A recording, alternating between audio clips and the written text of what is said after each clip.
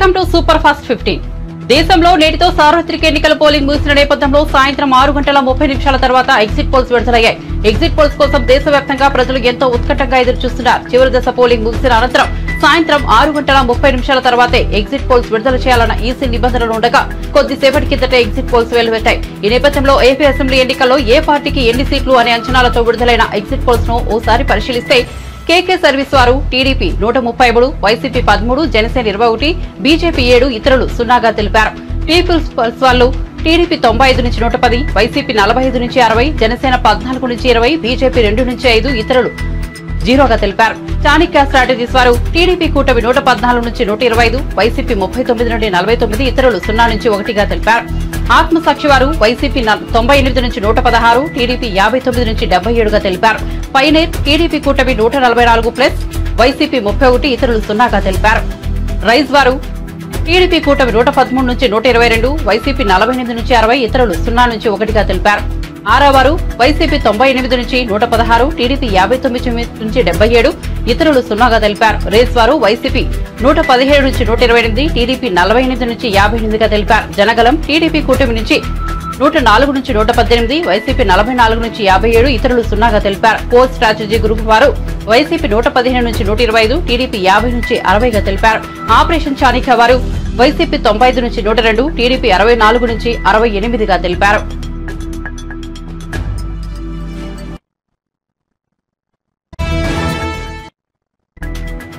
కాంగ్రెస్ 6 నుంచి 8, బీజేపీ 8 నుంచి 10 సీట్లు గెలుచుకోవచ్చునన్న ఇండియా టీవీ సిఎస్ఐఎక్స్ సర్వే కాంగ్రెస్ 8 వరకు, బీజేపీ 9 సీట్ల వరకు గెలుచుకోవచ్చునన్న తెలిపింది. ఆరామస్థాన్ సర్వే బీఆర్ఎస్ పార్టీ 0 నుంచి 1 సీటు మాత్రమే గెలుచుకోవచ్చునని అంచనాలు వెలువడ్డాయి. తెలంగాణలో బీజేపీ అత్యధిక స్థానాలు గెలుచుకుంటుందని వివిధ ఎగ్జిట్ పోల్ సర్వే ఫలితాలు వెల్లడిస్తున్నాయి. బీజేపీ 7 నుంచి 12 సీట్ల మధ్య, కాంగ్రెస్ పార్టీ 5 నుంచి 8 సీట్ల మధ్య గెలుచుకోవచ్చునని అంచనా వేస్తున్నాయి. బీఆర్ఎస్ 0 లేదా 1 మాత్రమే గెలుచుకోవచ్చునని ఎగ్జిట్ పోల్స్ ఫలితాలు చెబుతున్నాయి. హైదరాబాద్ స్థానాన్ని మజ్లిస్ పార్టీ గెలుచుకోనుందని అంచనా వేస్తున్నాయి. వివిధ ఎగ్జిట్ పోల్ సర్వే ఫలితాలు ఇలా ఉన్నాయి. ఇండియా టీవీ సిఎన్ఎక్స్ సర్వే వారు కాంగ్రెస్ 6 నుంచి 8, బీఆర్ఎస్ 0 నుంచి 1, బీజేపీ 8 నుంచి 10, మజ్లిస్ 1గా తెలిపారు. జన్ కీ బాత్ సర్వే వారు కాంగ్రెస్ 7 నుంచి 8, బీఆర్ఎస్ 0 నుంచి 1, బీజేపీ 9 నుంచి 11, మజ్లిస్ వారి 1గా తెలిపారు. న్యూస్ మినిట్ సర్వే వారు కాంగ్రెస్ 2, బీఆర్ఎస్ 0 నుంచి 1, బీజేపీ 8 నుంచి 12, మజ్లిస్ వారు 1గా తెలిపారు. ఏబీపీ సర్వే వారు కాంగ్రెస్ 7 నుంచి 9, బీజేపీ 7 నుంచి 9, ఇతరులు 1గా తెలిపారు. ఆరామస్థాన్ సర్వే కాంగ్రెస్ 7 నుంచి 8, బీఆర్ఎస్ 0, బీజేపీ 8 నుంచి 9, మజ్లిస్ వారు 1గా తెలిపారు. న్యూస్ 18 సర్వే వారు కాంగ్రెస్ 5 నుంచి 8, బీజేపీ 7 నుంచి 10, ఇతరులు 3 నుంచి 5గా తెలిపారు. TV9 exit poll survey Congress 8, BJP 7, Majlis 1, ఇతరులు 1గా తెలిపారు. సెంట్రల్ ఫర్ పాలిటిక్స్ వారు అండ్ పాలసీ స్టడీస్ సర్వే వారు కాంగ్రెస్ 8 నుంచి 9, బీజేపీ 7 నుంచి 8, మజ్లిస్ 1, బీఆర్ఎస్ 0గా తెలిపారు.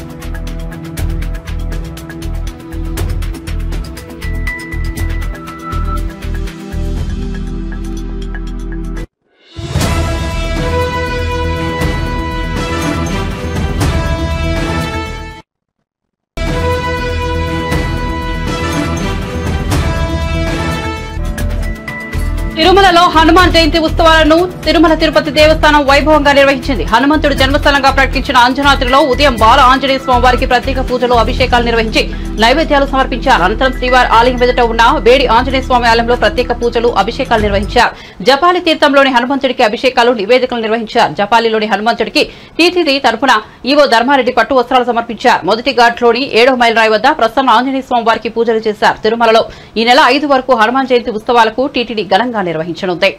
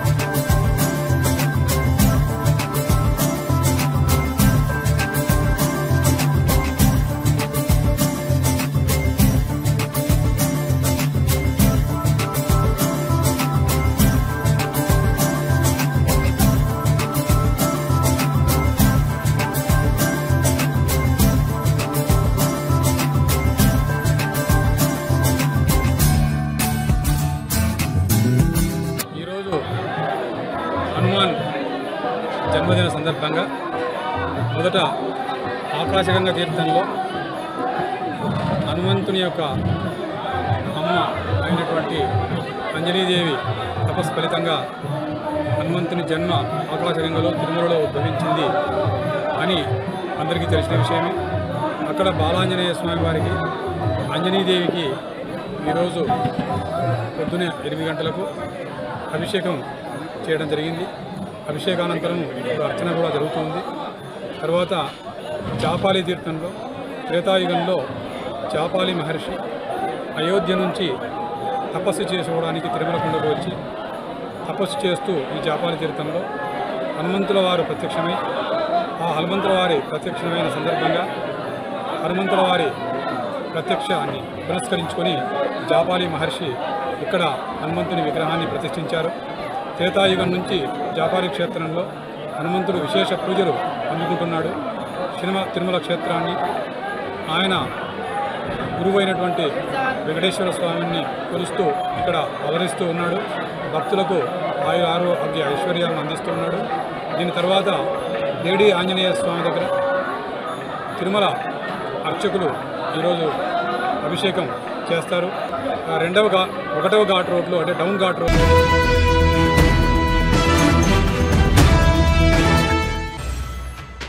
ఎన్నికల కౌంటింగ్ తరహాలోనే ఎగ్జిట్ పోల్స్ కూడా ఎంతో ఆసక్తి రేకెత్తిస్తుంటాయి. ఒక్కోసారి ఎగ్జిట్ పోల్స్ నిజమవుతుంటాయి, ఒక్కోసారి గురి తప్పుతుంటాయి. ఏదేమైనా ఎగ్జిట్ పోల్స్ కొన్ని రాజకీయ పార్టీలకు ఉత్సాహం ఊరట కలిగిస్తుంటాయి. ఇక దేశంలో చివరిదైన 7వ దశ పోలింగ్ జరిగింది. సాయంత్రం పోలింగ్ ముగిసిన వెంటనే ఎగ్జిట్ పోల్స్ జలపాతంలా దూకాయి. మొత్తం లోక్సభ స్థానాలు 543 కాగా ఏ పార్టీకి ఎన్ని సీట్లు అనే అంచనాలను వివిధ సంస్థల ఎగ్జిట్ పోల్స్ రూపంలో వెలువరించాయి. ఆ వివరాలను పరిశీలిస్తే జన్ కీ బాత్ సర్వే వారు బీజేపీ కూటమి 362 నుండి 392, కాంగ్రెస్ కూటమి 141 నుండి 161, ఇతరులు 10 నుంచి 20గా తెలిపారు. న్యూస్ నేషన్ వారు బీజేపీ కూటమి 340 నుండి 378, కాంగ్రెస్ కూటమి 153 నుంచి 169, ఇతరులు 21 నుంచి 23గా తెలిపారు. టైమ్స్ నౌ వారు బీజేపీ కూటమి 353 నుంచి 368, కాంగ్రెస్ కూటమి 118 నుంచి 133, ఇతరులు 43 నుంచి 48గా తెలిపారు. ఇండియా న్యూస్ డి డైనమిక్స్ వారు బీజేపీ కూటమి 371, కాంగ్రెస్ కూటమి 125, ఇతరులు 47గా తెలిపారు. రిపబ్లిక్ పీమార్క్ వారు బీజేపీ కూటమి 359, కాంగ్రెస్ కూటమి 154, ఇతరులు 30గా తెలిపారు. రిపబ్లిక్ భారత్ మ్యాట్రిక్స్ బీజేపీ కూటమి 353 నుంచి 368, కాంగ్రెస్ కూటమి 118 నుంచి 133, ఇతరులు 43 నుంచి 48గా తెలిపారు. దైనిక్ భాస్కర్ బీజేపీ కూటమి 281 నుంచి 350, కాంగ్రెస్ కూటమి 145 నుంచి 201, ఇతరులు 33 నుంచి 49గా తెలిపారు.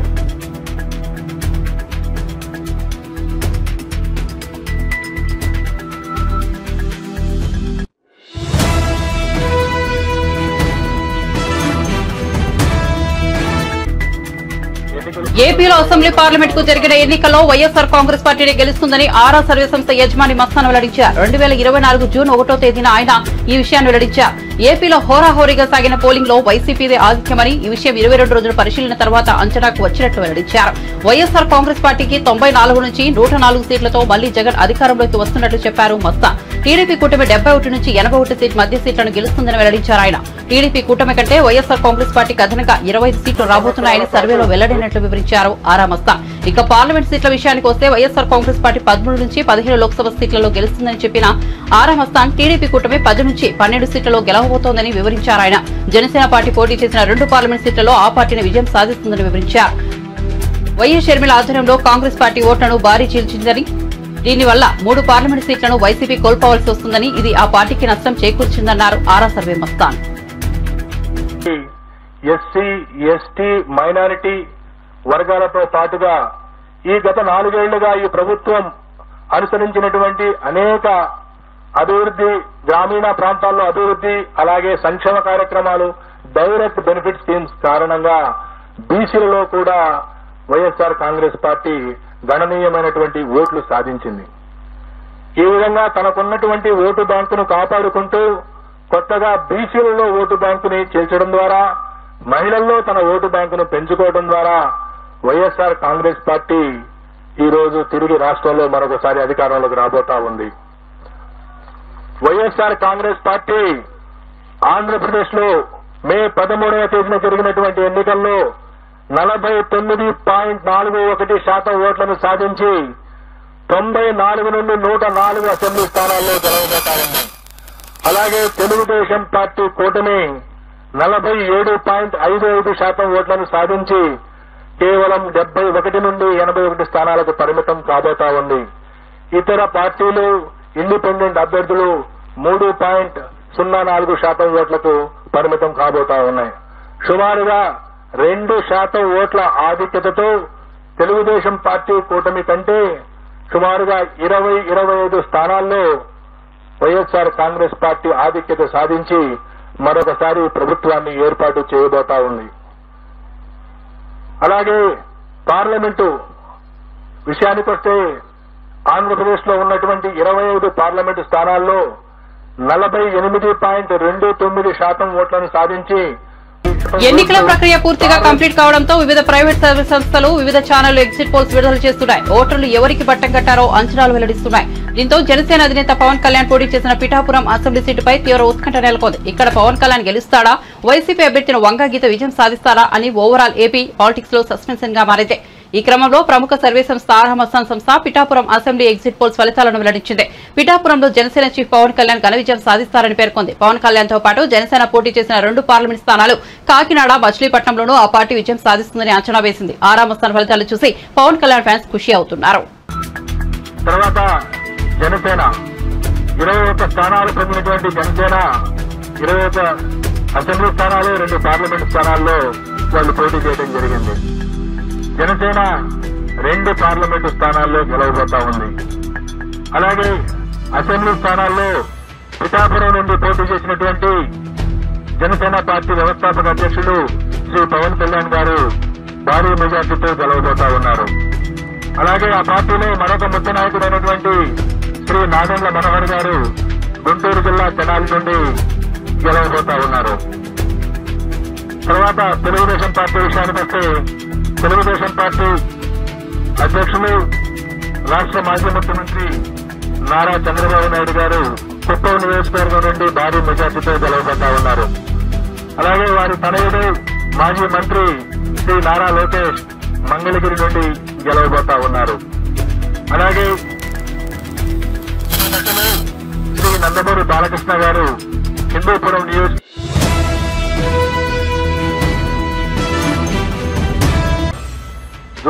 ఏపీలో ఎన్నికల ఫలితాలపై ఆరా సంస్థ తన పోస్ట్ పాల్ సర్వేను విడుదల చేసింది. ఏపీలో బీజేపీ 3 లోక్సభ స్థానాల్లో గెలిచే అవకాశాలున్నాయని తెలిపింది. అనకాపల్లి లోక్సభ స్థానం నుంచి బీజేపీ అభ్యర్థి సీఎం రమేష్, నరసాపురం నుంచి శ్రీనివాస్ శర్మ గెలిచే అవకాశాలున్నట్లు ఆరా సర్వేలో తేలిందన్నారు. ఏపీలో ఎన్నికల ఫలితాలపై ఆరా సంస్థ తన పోస్ట్ పోల్ సర్వేను విడుదల చేసింది. ఏపీలో బీజేపీ 3 లోక్సభ స్థానాల్లో గెలిచే అవకాశాలున్నాయని తెలిపింది. అనకాపల్లి లోక్సభ స్థానం నుంచి బీజేపీ అభ్యర్థి సీఎం రమేష్, నరసాపురం నుంచి శ్రీనివాస్ శర్మ గెలిచే అవకాశాలున్నట్లు ఆరా సర్వేలో తేలిందన్నారు. రాజంపేట నుంచి బీజేపీ అభ్యర్థిగా పోటీ చేసిన మాజీ సీఎం నల్లారి కిరణ్ కుమార్ రెడ్డి గట్టి పోటీ ఇచ్చినప్పటికీ ఓటమి చెందే అవకాశాలు ఉన్నాయని తెలిపారు. రాజమహేంద్రవరం లోక్సభ స్థానం నుంచి బీజేపీ రాష్ట్ర అధ్యక్షులు దగ్గుపాటి పురంధేశ్వరి గట్టి పోటీ ఎదుర్కొంటారని, స్వల్ప మెజార్టీతో గెలిచే అవకాశాలున్నట్లు తెలిపారు. ఈ నియోజకవర్గం నుంచి బీజేపీ లేదా వైసీపీ నుంచి ఎవరు గెలిచినా 10 నుంచి 20 వేల మెజార్టీతోనే గెలిచే అవకాశం ఉందని ఆరా సంస్థ వెల్లడించింది.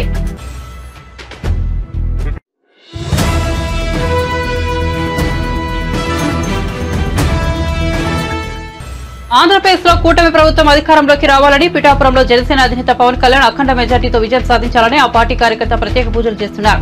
జనసేన కార్యకర్త ఈశ్వర్ తిరుమల జాబాలి తీర్థానికి పొర్లుదండాలతో వెళ్లి మొక్కులు చెల్లించారు. హనుమాన్ జయంతి సందర్భంగా ఆకాశగంగా జలాశయం మెట్టు నుండి జాబాలి తీర్థానికి పొర్లుదండాలతో వెళ్లి స్వామివారిని దర్శించుకున్నారు.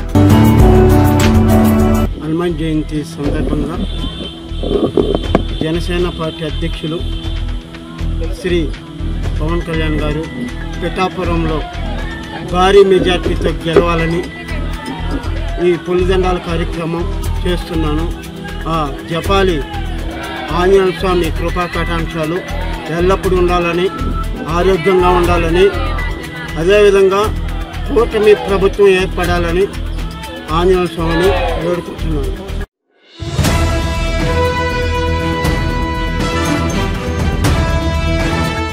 టీడీపీ అధినేత నారా చంద్రబాబు నాయుడు విదేశీ పర్యటనపై మంత్రి జోగి రమేష్ ఆసక్తికర వ్యాఖ్యలు చేశారు. శనివారం తాడేపల్లిలో వైఎస్ఆర్ కాంగ్రెస్ పార్టీ ప్రధాన కార్యాలయంలో ఆయన మీడియాతో మాట్లాడుతూ చంద్రబాబు విదేశీ పర్యటన $1 మిలియన్ ప్రశ్నగా మారిందన్నారు. చంద్రబాబు ఏ దేశానికి వెళ్లారు, ఎక్కడికి వెళ్లాలో పార్టీ నేతలకు సైతం తెలియదని, విదేశీ పర్యటన ఇంత గోప్యంగా ఉంచాల్సిన అవసరం ఏంటని ప్రశ్నించారు.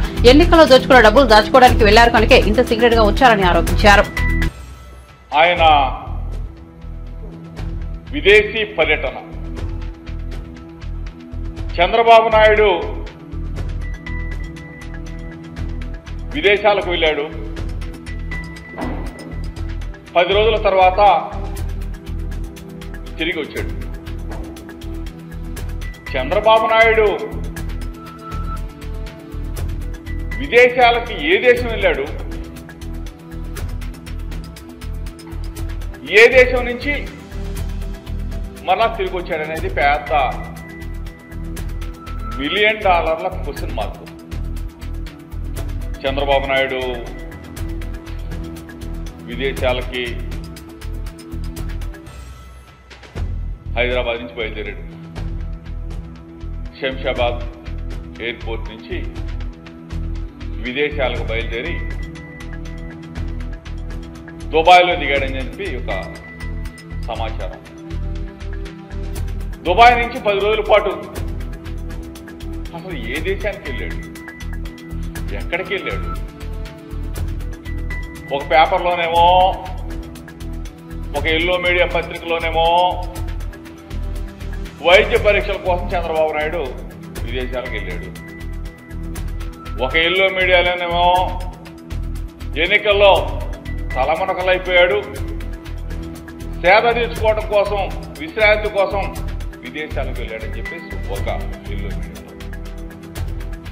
తీరా చూస్తే ఆ పేపర్లో అన్నా రాస్తారేమో చంద్రబాబు నాయుడు ఫలానా దేశంలో విశ్రాంతి తీసుకోవడానికి పోయాడు, ఫలానా దేశంలో ఉన్నాడు, ఫలానా దేశంలో వైద్య పరీక్షలు చేసుకున్నాడు, లేదా ఫలానా దేశంలో విశ్రాంతి తీసుకున్నాడని చెప్పి చేస్తే అది లేదు.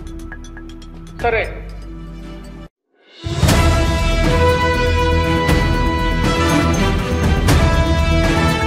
తెలంగాణ రాష్ట్ర ఆవిర్భావ దశాబ్ది ఉత్సవాలకు అనారోగ్య కారణాలతో కాంగ్రెస్ అగ్రనేత సోనియా గాంధీ హాజరు కాలేకపోతున్నారని వి హనుమంతరావు అన్నారు. శనివారం ఆయన మీడియాతో మాట్లాడుతూ 1969 ఉద్యమం కొత్తగూడెం ఖమ్మంలో పవర్ ప్లాంట్ లో ప్రారంభమైందని, ఆ ఉద్యమంలో అనేక మంది పాల్గొన్నారని తెలిపారు. లేక్ వ్యూ గెస్ట్ హౌస్ లో సోనియా గాంధీకి 42 మంది ఎమ్మెల్యేల సంతకాలతో వినతిపత్రం అందజేసి ఆంధ్ర పెద్దతనంతో ఉండలేమని చెప్పామని పీహెచ్ గుర్తు చేశారు. పార్లమెంట్ లో తెలంగాణ బిల్లుకు ఆంధ్ర ఎంపీలు అడ్డుపడుతున్నప్పటికీ గట్టిగా పోరాడామని అన్నారు. అలాంటి పరిస్థితులు రాకపోయినా ఆమె ఆశీర్వాదం తప్పనిసరిగా తెలంగాణ రాష్ట్ర కేబినెట్కు ఉంటుంది, రేవంత్కు ఉంటుంది, జనానికి ఉంటుంది.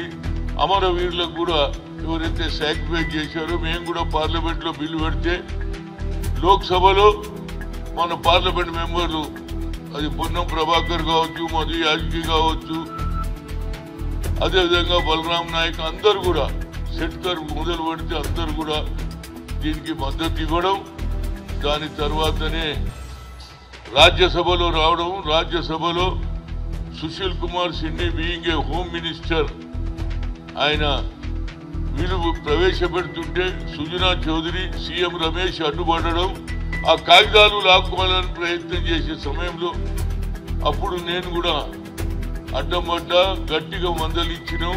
ఆ బిల్లు సోనియా గాంధీ నాకు బయట లాబీలో కేశవరావు, అదేవిధంగా కేసీఆర్ ఇద్దరు కూడా లాబీలో హనుమంతన గట్టిగా కొట్లాడంటే, నువ్వు చెప్పినందుకు కాదురా బాబు, మా నాయకురాలు చెప్పింది, మేము తప్పక పాస్ చేపిస్తామన్నాం, చేయించినాం. దానివల్లనే ఇవాళ తెలంగాణ వచ్చిందని చెప్తూ తప్పనిసరిగా రేపు జరిగే ఈ తెలంగాణ అభివృద్ధిని పెద్ద ఎత్తున చేస్తున్నారు. దీనికి కళాకారులు, అదేవిధంగా ట్యాంక్ రోడ్ మీద చేస్తున్నారు. అందరూ కూడా పెద్ద ఎత్తున ఇది ఒక పండుగ.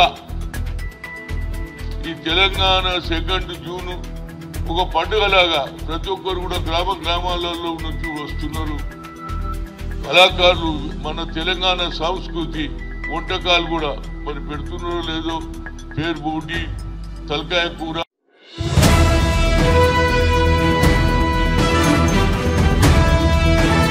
విశాఖ భూముల వ్యవహారంలో సీఎస్ జవహర్ రెడ్డి పేరు వినిపిస్తున్న నేపథ్యంలో టీడీపీ పొలిట్ బ్యూరో సభ్యుడు వర్లరామయ్య మీడియా సమావేశం ఏర్పాటు చేసి తీవ్రస్థాయిలో ధ్వజమెత్తారు.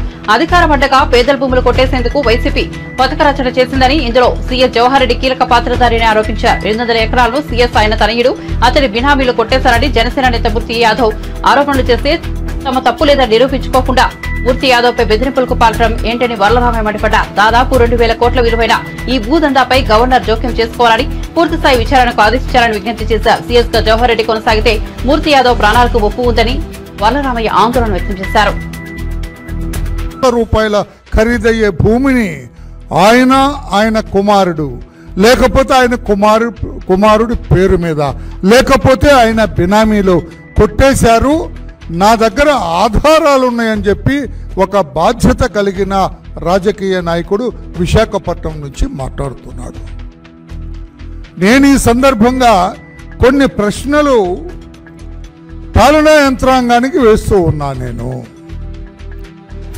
అదే మూర్తి యాదవ్ అనే ఒక కార్పొరేటర్ కావచ్చు, లేకుంటే జనసేన పార్టీ నుంచి ఒక నాయకుడు కావచ్చు, అతను ఆరోపణలు చేస్తే వేరే అధికారి మీద పాలనా యంత్రాంగం చూస్తూ ఊరుకుంటుందా?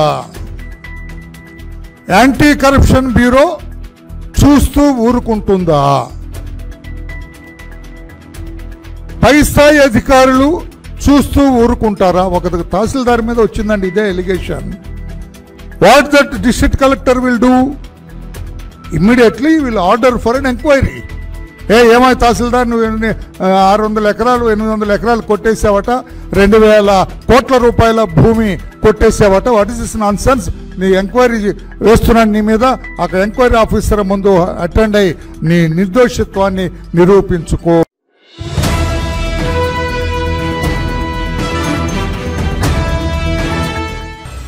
తెలంగాణ ఆవిర్భావ వేడుకలకు తమకు గత 10 ఏళ్లలో ఒక్క ఆహ్వాన పత్రిక రాలేదన్నారు మంత్రి పొన్నం ప్రభాకర్. తాము మాజీ ముఖ్యమంత్రి కేసీఆర్ కు కూడా ఆహ్వానం పంపామన్నారు. పరేడ్ గ్రౌండ్ లో రాష్ట్ర ఆవిర్భావ వేడుకల ఏర్పాట్లను పరిశీలించిన పొన్నం తెలంగాణకు ఒక గీతం ఉండాలని, ప్రజలు మార్పు కోరుకుంటారని చెప్పారు. తెలంగాణ చిహ్నంపై గతంలో ఎవరి అభిప్రాయాలను తీసుకోలేదని, ప్రజల ఆలోచనకు అనుగుణంగా ప్రభుత్వం నిర్ణయం తీసుకుంటుందన్నారు. రాజకీయంగా విమర్శలకు వేదిక కాదని చెప్పారు. ఆవిర్భావ వేడుకల్లో రాష్ట్ర గీతం ఆవిష్కరిస్తామన్నారు.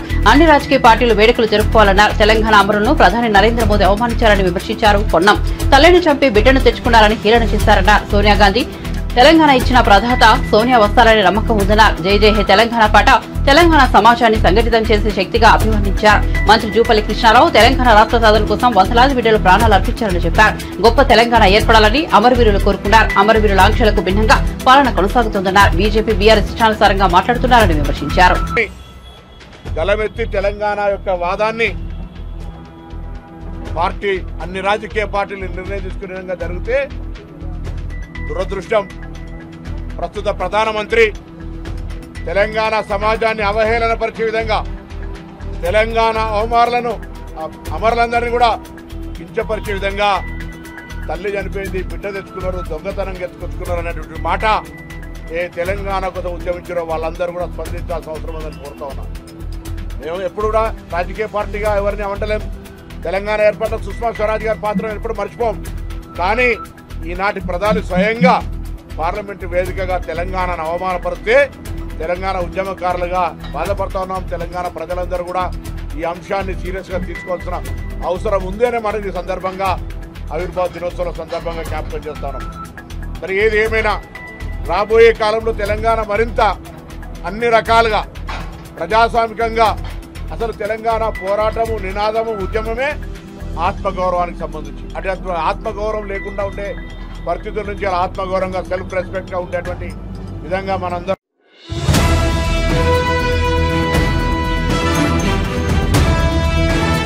లోక్సభ ఓట్ల లెక్కింపునకు 3 ఇంచుల భద్రత ఏర్పాటు చేసినట్లు సీఈఓ వికాస్ రాజ్ అన్నారు.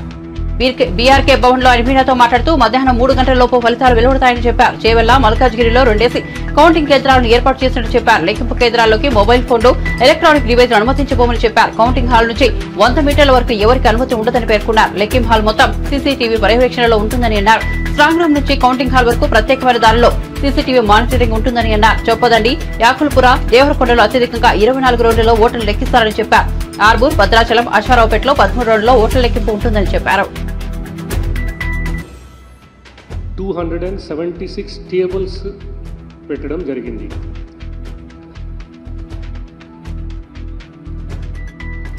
దానికి హాల్స్ నేను ఆల్రెడీ చెప్పాను ఇంతకుముందు.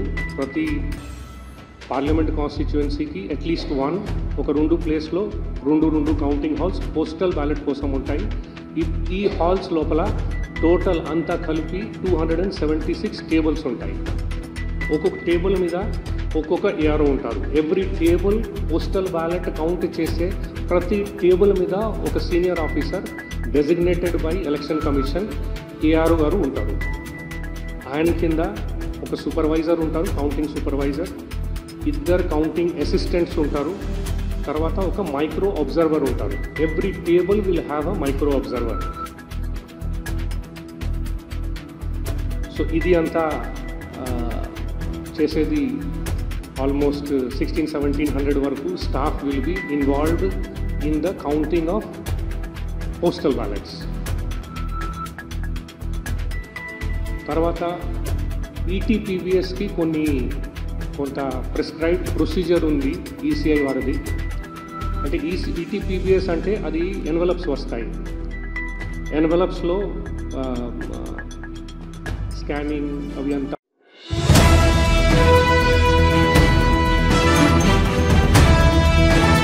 కౌంటింగ్ సిబ్బందికి మే 26 నాటికి శిక్షణ పూర్తయిందని జీహెచ్ఎంసీ కమిషనర్ రొనాల్డ్ రాస్ అన్నారు.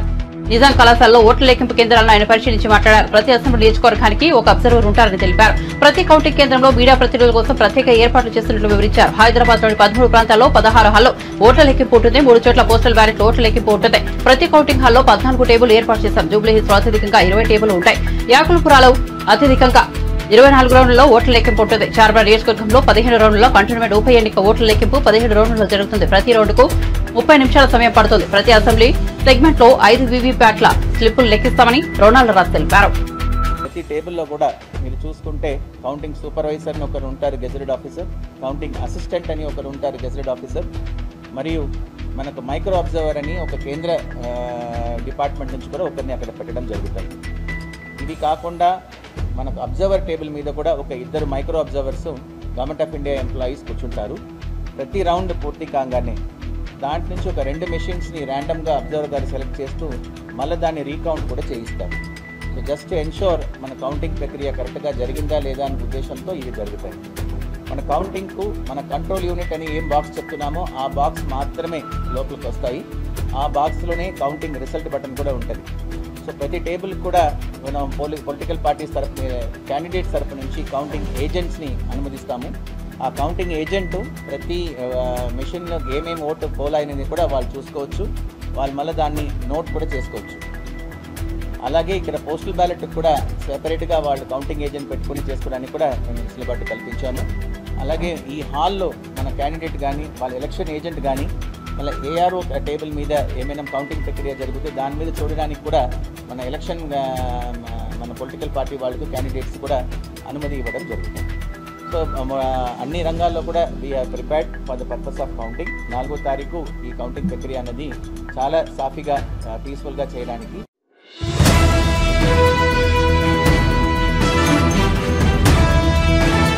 తెలుగు రాష్ట్రాల్లో 2-3 రోజుల నుంచి ఎండలు దంచి కొడుతున్నాయి. మొన్నటిదాకా అక్కడక్కడ కురిసిన వర్షాలతో వాతావరణం కాస్త చల్లబడినప్పటికీ మళ్లీ వడగాల్పులు ఎక్కువైన నేపథ్యంలో ప్రజలు తీవ్ర ఇబ్బందులు ఎదుర్కొంటున్నారు. ఈ క్రమంలో వాతావరణ శాఖ తెలుగు రాష్ట్రాలకు చల్లటి కబురు చెప్పింది. తెలుగు రాష్ట్రాల్లోకి రుతుపవనాలు వచ్చేస్తున్నాయని తెలిపింది. ఏపీలో ప్రవేశిస్తాయని, జూన్ 10న తెలంగాణలో ప్రవేశిస్తాయని తెలిపింది వాతావరణ శాఖ. ఏపీలో మొదటి రాజ్య రాయలసీమలో రుతుపవనాల ప్రభావం అనిపిస్తుందని, ఆ తర్వాత రాష్ట్రమంతా విస్తరిస్తాయని తెలిపింది. తెలంగాణలో జూన్ 10 నుంచి ప్రవేశించి రాష్ట్రమంతటా విస్తరిస్తాయని తెలిపింది వాతావరణ శాఖ. జూన్ 2 నుంచి ఏపీలో వర్షాలు కురిసే అవకాశం ఉందని, అప్పటిదాకా వాతావరణం పొడిగా ఉంటుందని తెలిపింది. దక్షిణ కోస్తాలో వడగాలులు కొనసాగుతాయని, అక్కడక్కడ ఓ మోస్తరు నుంచి భారీ వర్షాలు కురిసే అవకాశం ఉందని తెలిపింది వాతావరణ శాఖ.